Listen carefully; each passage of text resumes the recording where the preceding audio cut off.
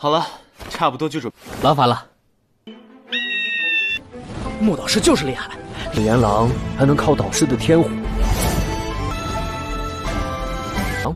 我是云盟盟主莫。再等等，或许是要杀光你们云盟。该死，云盟什么？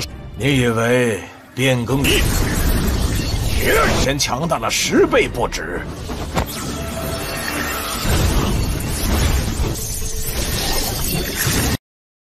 Halo semuanya, selamat datang di Ruang Film. Bagaimana kabar kalian semua? Semoga selalu sehat dan baik-baik saja.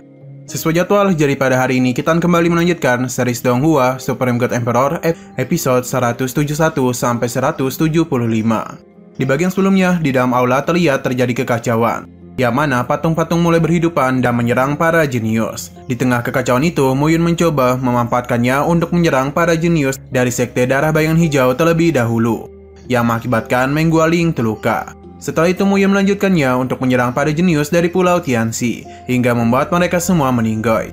Pada saat juga, tiba-tiba saja mayat-mayat yang bermatian itu berubah menjadi harta karun, sehingga para jenius yang masih hidup berusaha untuk merebutkannya. Tak berdiam diri saja, Muyun kembali mencoba memanfaatkan momentum itu untuk menyerang Meng Gualing. Alhasil menggunakan mutiara pelap jiwa, Muyun berhasil mendominasi dan pada akhirnya berhasil menghabisi mereka berdua. Scene lanjut di tengah-tengah acara makan bersama, Muyun tampak sedang bersiap untuk menggunakan kekuatannya. Karena itu melihat siluet hitam yang sedang menuju ke arah mereka. Usut menyusut, siluet hitam itu ternyata adalah Lin Xianyu yang sudah menunggu lama untuk kedatangan Muyun. Melihat kedatangan Lin Xianyu, Muyun pun langsung mengajaknya untuk pergi bersamanya ke daratan Zhongzhou. 可以啊，臭小子，怎样？想去见识见？我可是知道，你可是通神，我可不想不遵守承诺。 Di Pulau Tianxi, salah seorang tetua sedang melaporkan kepada Junwushi mengenai kejadian yang menimpa para jenius dari Pulau Tianxi di Gua 10.000 Hantu. Ia juga menerangkan kalau Muyun telah memiliki 3 artefak surgawi, yaitu Mutiara Pelap Jiwa, Esensi Naga Gyo Kuno, dan Cermin Angin. Dengan ketiga artefak surgawi itu, Muyun diyakini hanya bisa dikalahkan oleh praktisi ranah telepati ilahi tingkat 10, dan juga ranah nirvana seperti Junwushi saja. Mendalam laporan itu, Junwushi memerintahkan kepada para bawahannya untuk segera mencari keberadaan dari Muyun. Sementara itu di sekte Sengdan, tampak Seng Wuyi sangat marah kepada Yuji atas perbuatan muridnya yakni Shin Mangyu yang membantu Muyun untuk menghabisi para murid jeniusnya. Meskipun begitu, si Yuji tetap bersikeras untuk mempertahankan Shin Mangyu. Ia juga mengingatkan Seng Wuyi untuk tidak menyentuh Shin Mangyu karena jika tidak, dia itu akan membantai seluruh murid dari Seng Wuyi.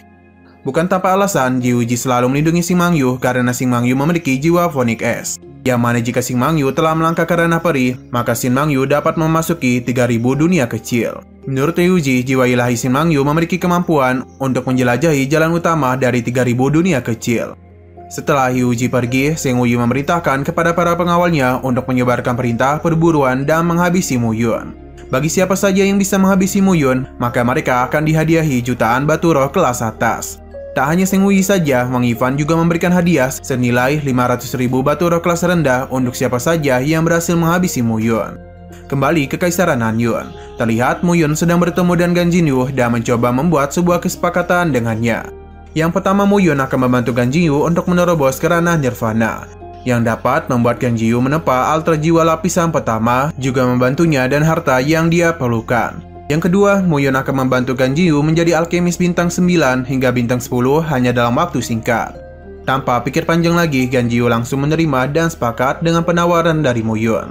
Oleh karena sudah sepakat, Muyun meminta Gan Jinyu untuk tetap berada di Kekaisaran Nanyun, dan tujuan agar 3 kekuatan utama tak berani bertindak sembarangan. Sebelum pergi, Muyun sempat mengatakan kalau ia bisa membantu Gan Jinyu untuk mendapatkan papilun Jusiannya kembali. 我知道，我也可以把你夺回来。 Pada malam harinya, tampak Lin Jelin membawa belasan Raja Wali Angin Roh ke Kaisaran Nanyun. Menyadari kedatangan Lin Jelin, Muyun pun meminta Lin Jelin untuk beristirahat dan makan malam di kediamannya terlebih dahulu sebelum berangkat ke dataran Zhongzhou. Pada keesokan harinya, terlihat Muyun bersama dan para murid-muridnya sedang bersiap untuk pergi ke dataran Zhongzhou. Setelah semuanya siap, Lin Jelin pun langsung memimpin perjalanan untuk keluar dari Kekaisaran Nanyun. 好了，差不多就准。劳烦了。 莫导师就是厉害，李元朗还能靠导师的天赋。Singkat waktu, mereka akhirnya mulai mendekati kota Dongyun untuk menghampiri Moyang di Sekte Yun. Pada saat itu, tiba-tiba saja para penjaga Sekte Yun melepaskan beberapa anak panah kepada rombongan Muyun. Sehingga dengan penuh emosi, Muyun langsung menghancurkan seluruh anak panah tersebut.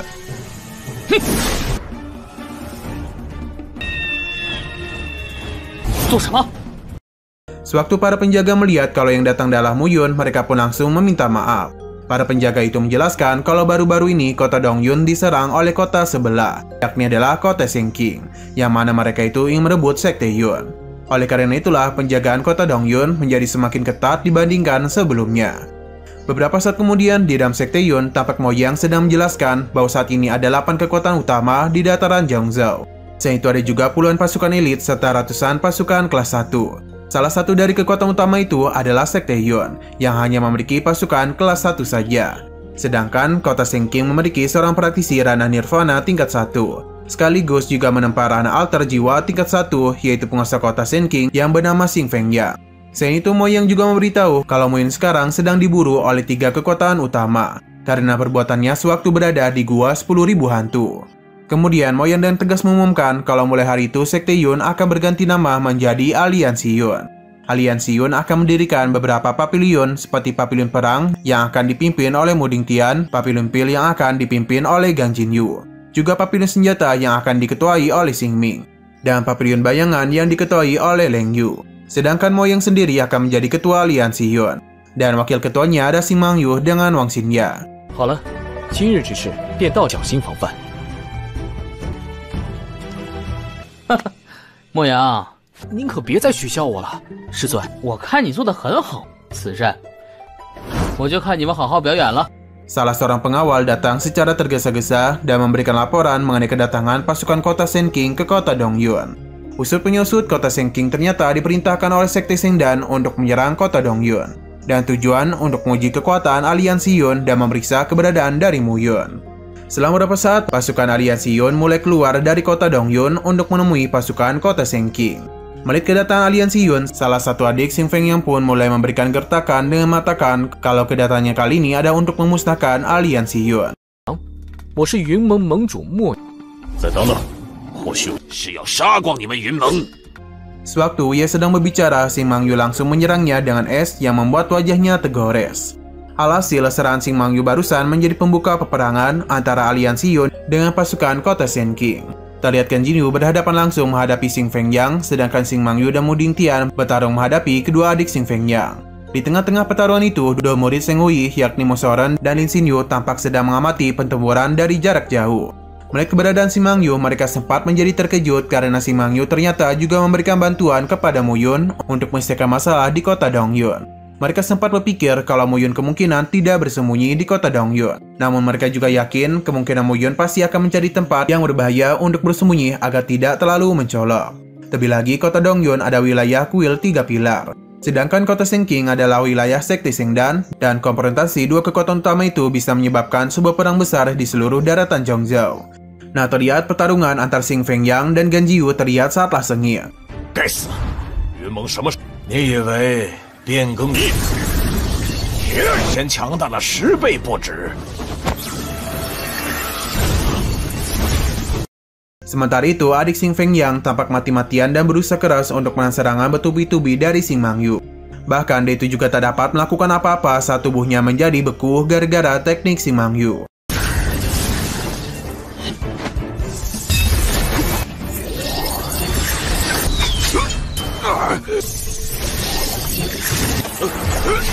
Tak jauh dari sana, salah satu adik Xing Fengyang juga merasa sangat kewalahan untuk berhadapan dengan Mu Dingtian. Oleh karena tak mampu menghadapi pasukan Aliansi Yun, Xing Fengyang pun memerintahkan kepada pasukannya untuk mundur.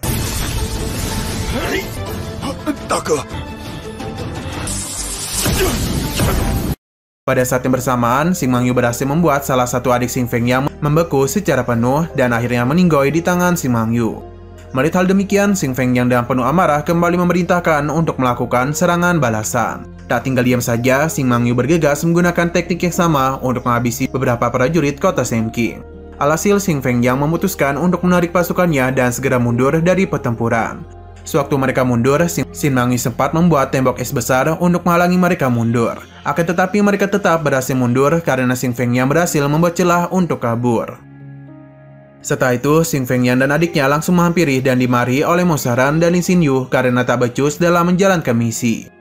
Bahkan Lin Xianyu juga sempat mengatakan kalau Xing Fengyan kemungkinan akan dicopot dari jabatannya sebagai penguasa kota Shenqing. Singkat waktu, Mu Yun terlihat sedang bersama dengan Mu Dingtian dan Gan Jinyu. Dia berencana akan membantu mereka berdua untuk melangkah ke ranah Nirvana demi melindungi kota Dongyun. Dan memanfaatkan harta-harta yang ia dapatkan dari Gua 10.000 Hantu, Mu Yun juga akan membantu mereka berdua untuk menempa altar jiwa mereka. 记得那万鬼府库的宝藏，我想足够你们2人住在魂坛了。 Sebelum meninggalkan mereka berdua, Mu Yun menyuruh mereka berfokus untuk menempa altar jiwanya karena untuk sementara waktu, kota Shenqing tak akan berani membuat masalah lagi. Setelah itu di Sekte Yun, Mu Yun bertemu dengan Li Zelin yang mana itu mengabarkan kalau beberapa hari terakhir ada terdengar kabar mengenai api surgawi di pusat benua Zhongzhou. Lin Zelin tak tahu pasti mengenai jenis api surgawi itu. Akan tetapi rumornya, api surgawi itu berada di dalam jurang iblis benua Zhongzhou yang dipenuhi oleh aula iblis sepanjang tahunnya. Dikabarkan bahwa di sekitaran jurang iblis terdapat 4 kekuatan besar yang tersebar, yaitu Kekaisaran Dengtian, Mansion Wangyu, Istana Meixian, dan Serikat Lanyun.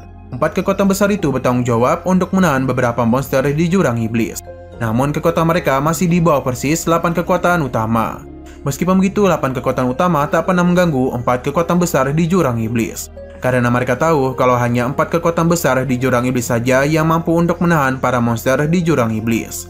Mendengar semua penjelasan itu, Mu Yun meminta Li Zelin untuk memberitahu 3 Master Pilar kalau aliansi Yun akan ikut serta untuk mendapatkan api surgawi tersebut. Setelah Lin Zelin pergi, tiba-tiba saja Mu Yun itu bermimpi. Terlihat di mimpinya, Mu Yun didatangi oleh seorang pria yang mengenakan jubah. Pria berjubah itu mengaku kalau dirinya adalah awal yang absolut serta awal dari semua langit dan juga bumi.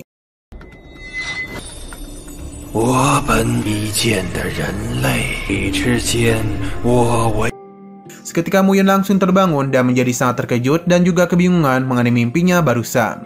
Pada keesokan harinya, di aula 3 pilar, Mu Yun tampak sedang berpikir jika ia menggunakan api iblis teratai ungu, pasti identitasnya akan terungkap. Oleh karena itulah, dia sangat memerlukan api surgawi berjenis lain untuk menutupi identitasnya. Terlebih lagi, api surgawi memiliki kemampuan untuk melahap dan bergabung satu sama lain untuk meningkatkan kekuatannya. Selang beberapa saat, Wang Jizhe pun datang dan kedua pemimpin keluarga Li dan juga Yang. Wang Jizhe kemudian memberitahu bahwasanya kemunculan api surgawi kali ini sangatlah penting. Wang Jizhe berpikir kalau kemungkinan api surgawi yang muncul di jurang iblis adalah api hantu 1000 petaka, yang mana itu tidaklah sebanding dengan api iblis teratai ungu milik Mu Yun. Ia juga memberitahu perjalanannya ke jurang iblis nanti, ibu Wang Xinya juga akan menyusul. Selain itu, masing-masing dari 8 kekuatan utama pasti akan mengirim para tetua yang berada di ranah telepati ilahi tingkat 9 dan juga 10. Serta yang paling kuat kemungkinan akan berada di ranah Nirvana. Setelah itu Mu Yun bersama dan rombongannya mulai berangkat bersama-sama menuju jurang iblis. Di dalam perjalanannya, Paman Wang Xinya yang bernama Wang Jinje mengingatkan mereka semua mengenai kedatangan orang-orang dari 8 kekuatan utama. Beberapa saat kemudian, mereka semua langsung berpapasan dengan rombongan Sekte Darah Bayangan Hijau. Pada saat itu, salah satu putra dari Usuwang bernama Su sempat mencoba menyinggung rombongan dari aula 3 pilar. Padahal demikian, Yang pun langsung menyinggungnya dan membahas kematian dari Meng Guangling. Tak terima dengan ucapan Yang, Su pun langsung menantangnya untuk beradu dengan dirinya. 月宗少宗主就算是没了，做梦吧你！你乃3级殿少殿主之一。 Merasa takut dengan Su, Yang pun mencoba membawa Mu Yun untuk ikut dalam perseteruannya. Tanpa rasa ragu, Su pun bersedia untuk beradu dengan Mu Yun. Ia juga mengatakan jika dirinya berhasil menang, maka aula 3 pilar harus menyerahkan Xing Mangyu dan Wang Xinya untuk bermalam dengan dirinya. Ucapannya itu sempat membuat Mu Yun merasa kesal. Lantas Mu Yun langsung menampar wajahnya dengan sangat keras sambil menyuruh Su untuk menampar wajahnya sendiri sebanyak 200 kali. Setelah itu mereka berdua pun mulai bertarung, yang mana Su memulainya dan mengumpulkan kekuatannya. Namun upaya itu langsung digagalkan oleh Mu Yun. Tak berhenti sampai di situ, Mu Yun kemudian dengan cepat mendekati Su dan bergegas untuk mencekiknya. Lalu Mu Yun mulai menampar wajahnya secara terus-menerus dan kemudian langsung menamparnya. Bang!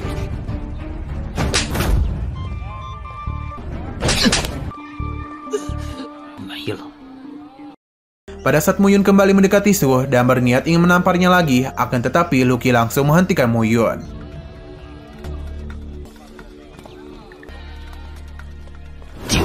Selang beberapa saat, secara mengejutkan datanglah putra dari Seng Wuyi yang bernama Seng Xinrui. Menurut Tui Jelin, Seng Xinrui adalah seorang jenius alkemis termuda dari sekte Sengdan. Pada saat itu, Seng Xinrui mencoba merendah untuk meroket dan mengatakan kalau dirinya merasa malu karena baru saja menyempurnakan pil kelas 8 tingkat terendah.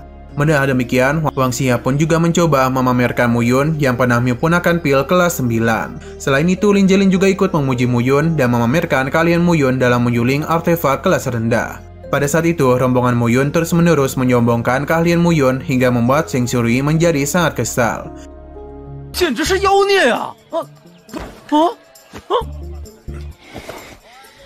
Nah, sayang sekali episode pada hari ini harus bersambung dulu. Oke, sekian dulu pada video kali ini. Untuk video selanjutnya akan segera hadir. Jadi bagi kalian yang mengikuti saya di sini, langsung saja klik subscribe dan aktifkan loncengnya. Terima kasih yang sudah menonton video sampai habis. Jika kalian suka pada video ini, klik like dan share ke teman-teman kalian tentang channel ini. Dan ditunggu aja kelanjutannya. Oke, sampai jumpa di video selanjutnya.